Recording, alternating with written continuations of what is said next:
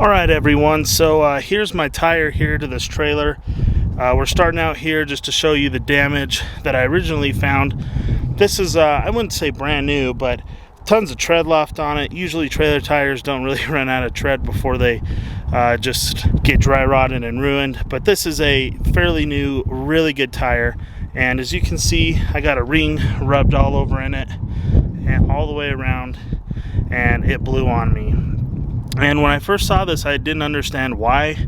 I thought that there was something wrong with the way the trailer was put together, which there is, but it's not what I thought.